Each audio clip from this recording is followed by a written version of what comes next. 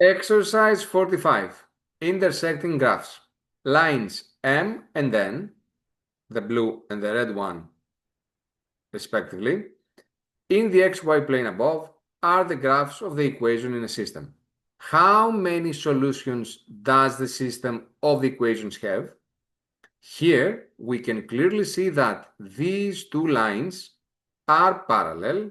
So, since M is parallel to N, then they never cross, which means that there should be no common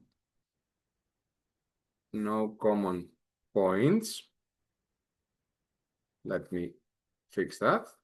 Common. So no solutions to their system, which makes A the right answer for this question.